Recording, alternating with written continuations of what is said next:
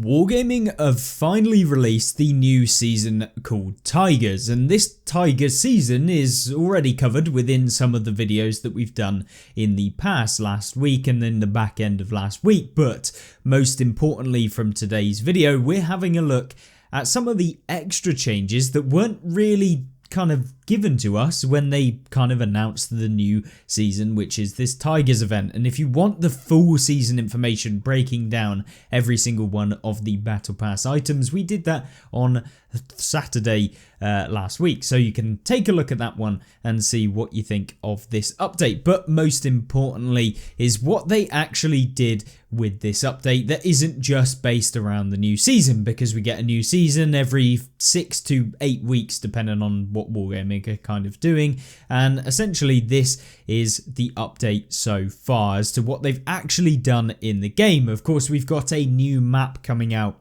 which is Live Oaks, and Live Oaks plays between tiers 3 and tiers 10, so basically every single tier will play on Live Oaks, and Live Oaks is actually a really interesting map featuring both a great playstyle for mediums, heavies, light tanks, tank destroyers and even artillery. So essentially this is a very well-rounded map that has an ability for any type of tank class to actually play quite well, and for the most part is going to suit held down vehicles which can use turrets to actually work in the game if you're using a certain areas of the map, and also giving you the opportunity to, if you don't have a turret, to try and use your armor elsewhere, and of course try and flank around opponents using some of the speed that you might have instead. But Live Oaks, a brilliant map, and of course we'll be showcasing it in some gameplays very soon. It has this swamp area in the middle of the map that you just do not go into unless you're a absolute crazed light tank, and you definitely want to be waiting until the kind of middle to end of the game to actually go into this swamp area, because it can be a big pain.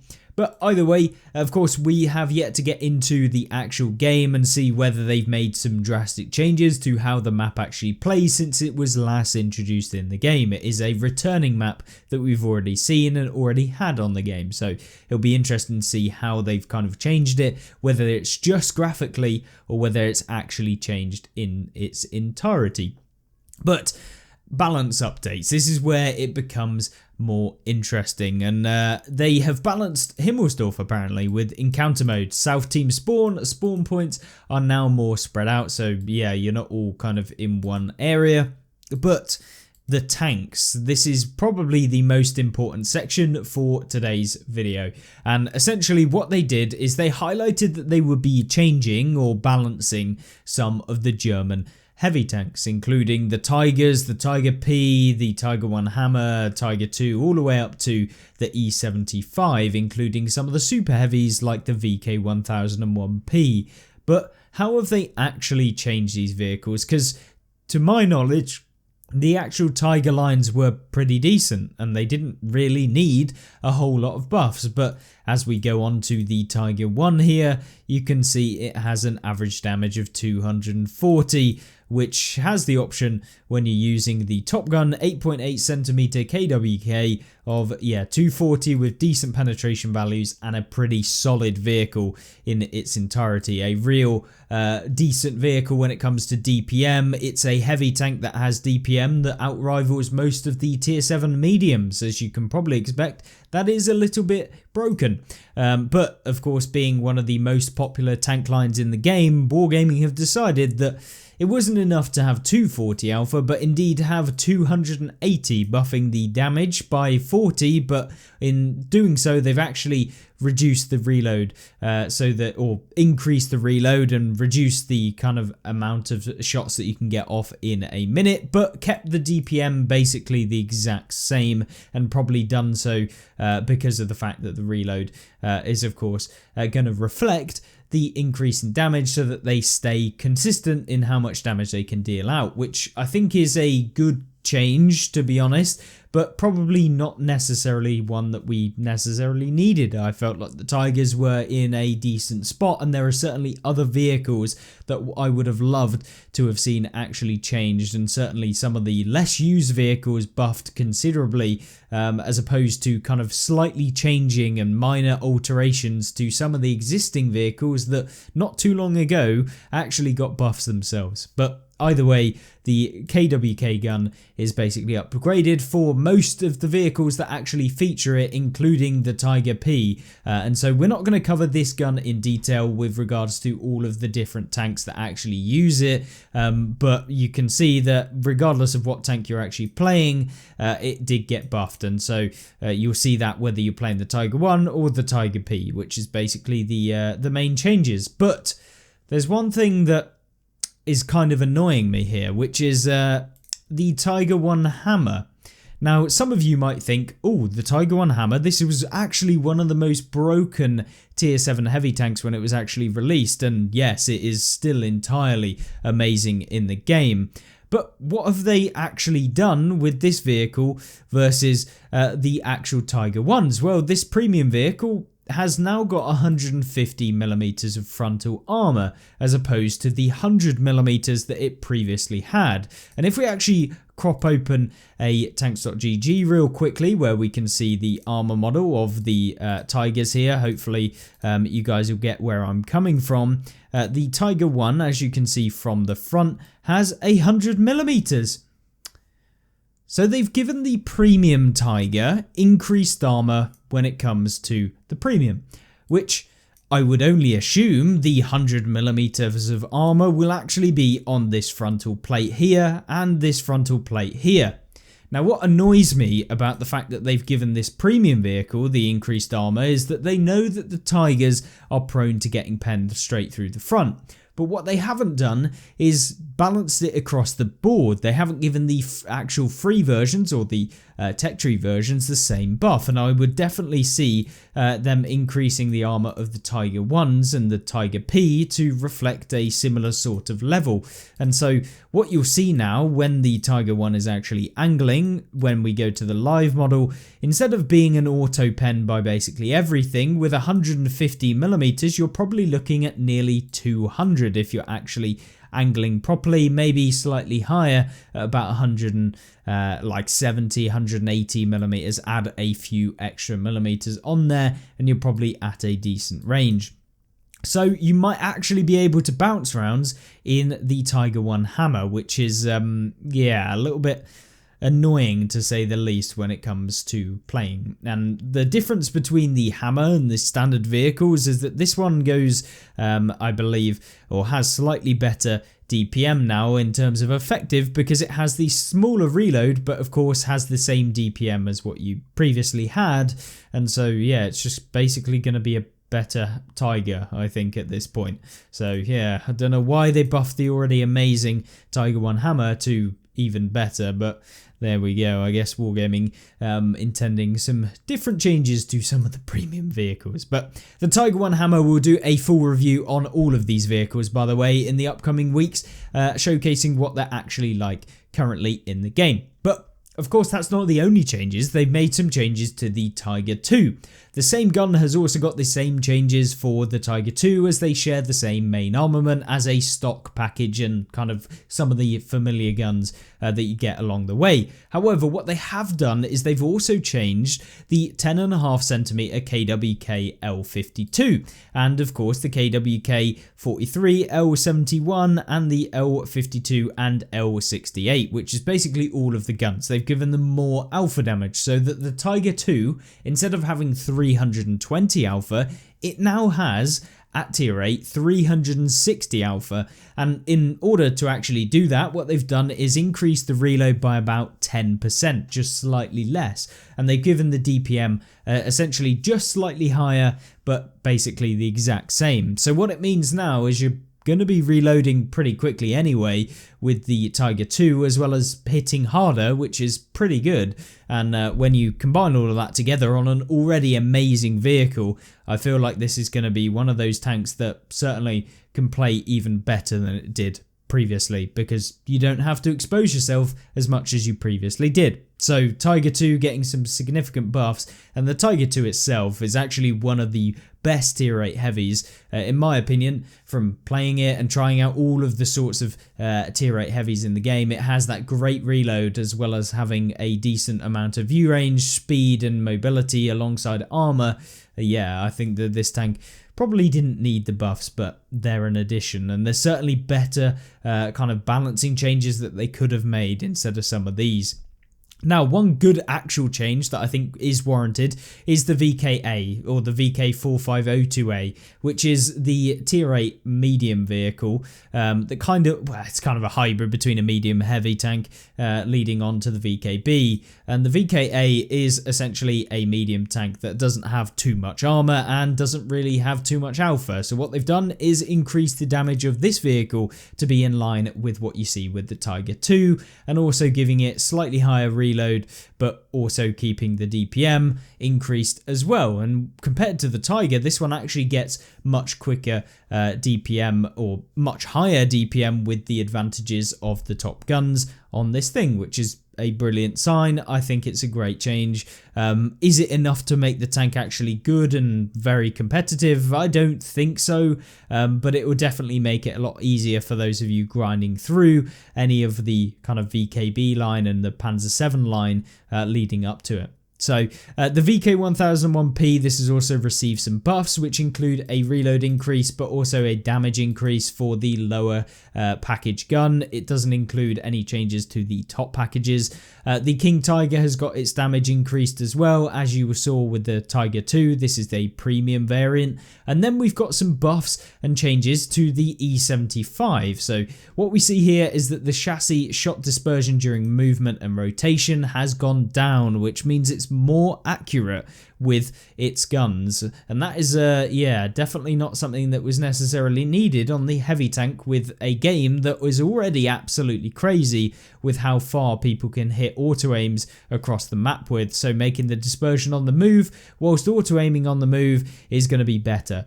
And so yeah, not entirely sure that that was needed change to a heavy tank that's supposed to be played, remember, like a heavy tank, not too accurate, and primarily brawling fighting. So yeah, changing this, not particularly something that I would have done personally.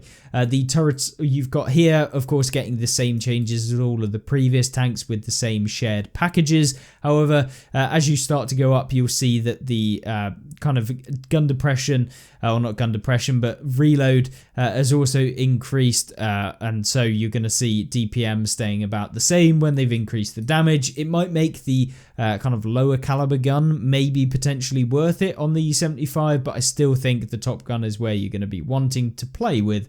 Of course, then you've got rotation speed of the turret getting increased to, yeah, I guess, turn around slightly quicker, and this is on the top turret as well, which is probably not needed. And then they've updated the level or linear vehicle progression. Turret 2 now unlocks before the 10.5cm L68 gun as well.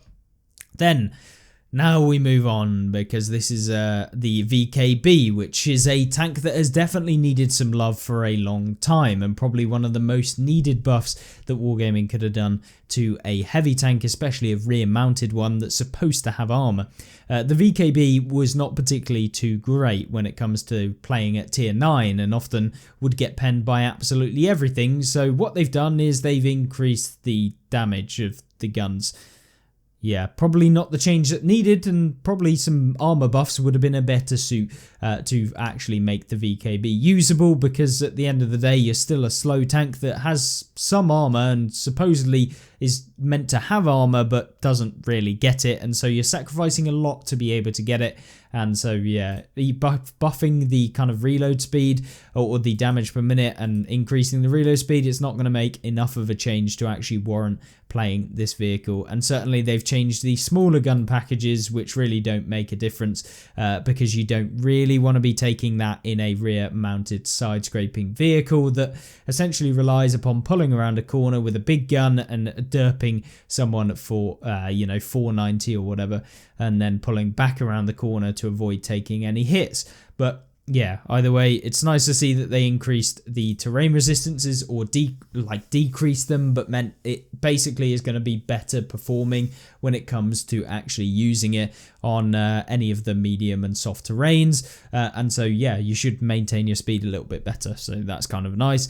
And then they've made some changes to the FE215B, which is the tier 10 British heavy tank, and in fact one of the least used British heavy tanks. And so what they've done is they've increased the hull armor panel 15 from 101mm to 254. For those of you wondering, the hull armor 15 is this plate right here, which you should be able to see right now. It's the left and right hand side plate. So now you should actually be able to side scrape with this vehicle, bouncing more reliably, making this tank somewhat usable on a corner now. And I'm going to be very interested to see whether or not it will actually work and whether this change is a good one, because I think this tank was definitely let down by being a reverse side scraper or a side scraper that uses that rear mounted turret, and instead of actually being able to do that, you end up just getting penned in the armor panel 15.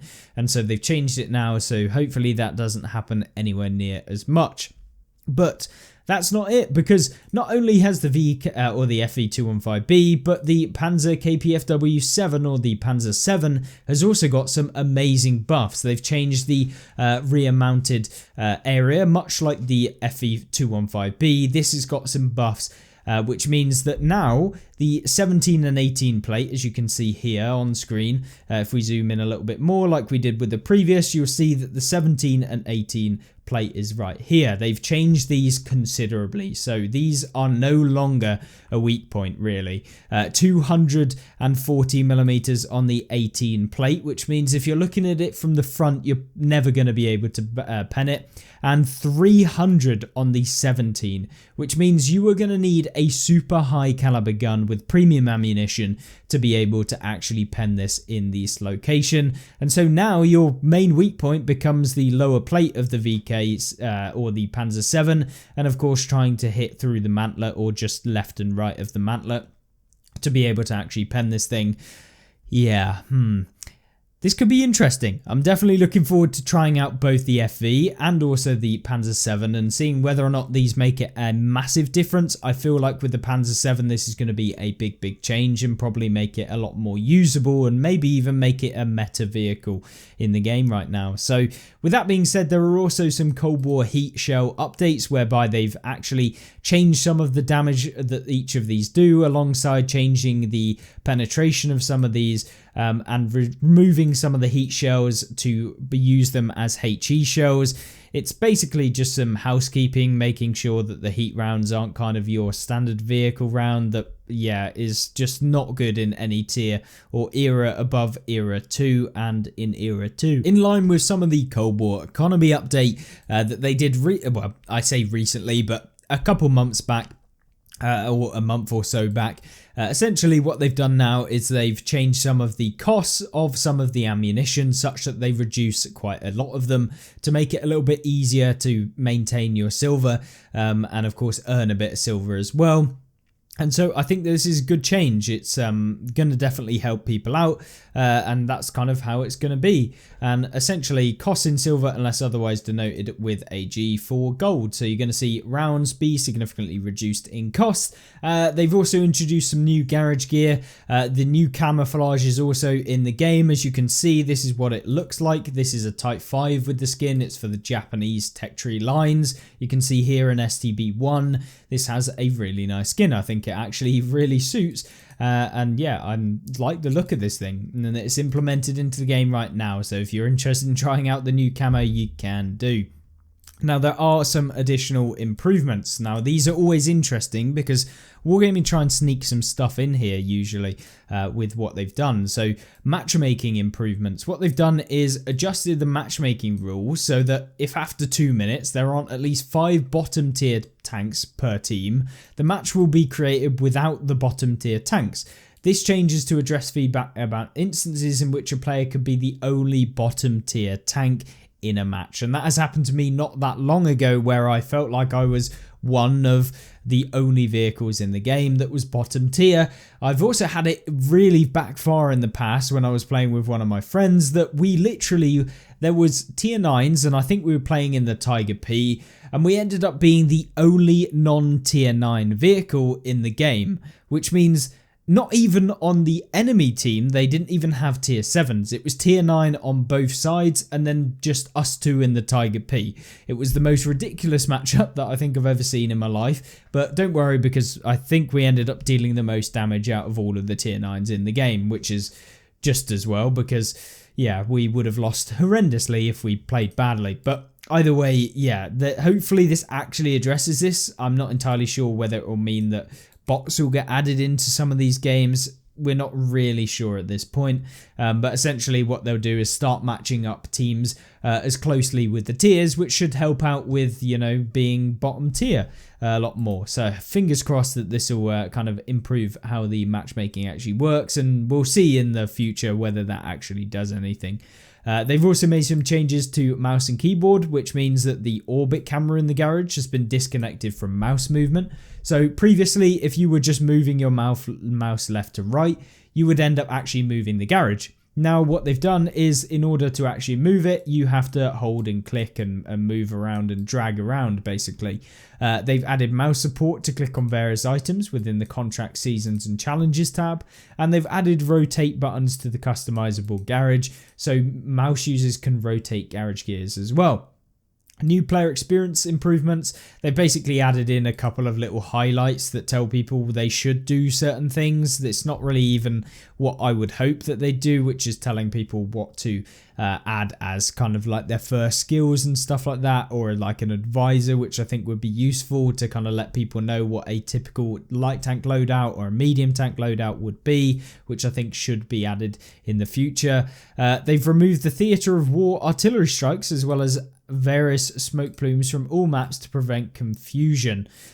So theatre of war artillery strikes, they're kind of the artillery strikes that come in at the beginning of the game that essentially just blow up. I don't know why Wargaming have changed it. I don't feel like anyone's getting confused by an actual artillery round coming in and just a fake round just landing. I don't know. I felt like it was more immersive to have them in there. I don't really see why they would remove them, to be honest with you. Updated several Cold War vehicles to have access to the E-brake maneuver. Originally, tank destroyers were not allowed to skid using this handbrake, which is well denoted. Something like, for example, the E25. This was essentially a vehicle that cannot use it. And so they've changed it on some of these tanks to be able to do it. The dual barrel tank HUD improvements, so they've increased the size of the reload time. There's been some other minor changes and stuff like that. So yeah, either way, there is a ton of extra issues addressed within this, and if you want to have a look and read through them all, they're all minor changes, these that you can actually take a look at. And of course you can pause the video right now, or you can pause the video right now to see what happened to the maps. But other than that, that is basically this week's update news with regards to some of the stuff that we haven't already covered. There's also some updates to the war chest and the contents within the war chest that you can have a look at. But yeah, they've just basically been reset and rejigged. There's a couple of challenges where you can earn some ×3 silver, which is show me the money, and you can rack up quite a bit of silver by winning some battles. And then there's a chest earner operation whereby you can get up to, I believe, 5 war chests, and these are the commander ones, so up to about 500 gold for free if you don't get any premium tanks in it, which is nice as well. And you can of course buy them in the store if you want to as well, but they are essentially dealing 1,000 or more damage in 10 battles, and you can complete it 5 times, 50 battles in total you need to play, and that's available for 2 weeks from this point. But other than that, that is literally everything that you need to know in terms of kind of the actual events updates and also some of the buffs and changes for this week. If you want to have a look at the season pass breakdown, whether or not it's worth the actual season pass or the ultimate season pass, then take a look at my previous video that we did on Sunday or Saturday, and you can take a look and see whether or not you think that it is worth it on the season pass. In all fairness, I can give you a rundown right now, which is the season pass is entirely worth it if you play any level of World of Tanks, even if you're casual, and the ultimate season pass is only really worth it if you actually want to play the ultimate season pass tank that's available, and it is severely discounted compared to what you normally would pay. So if you are wanting it, it's probably the best time you'll ever get to actually get the vehicle. So that's up to you whether you want to spend your extra money on the ultimate, but definitely get the normal season pass, as it basically pays for itself alongside a ton of premium vehicles that you can get. And that's my unbiased opinion. I really love the season passes. I think they give you a ton of free vehicles, a ton of free items, and it really does make a difference to just making it a lot easier to play the game. So anyone wondering if it's worth it, it definitely is. But other than that, hopefully you enjoyed this video. If you did, like it, and of course subscribe if you want to see some more content coming soon, and we'll be checking out each one of the season pass tanks in the upcoming days as well. So I'll see you there. Goodbye.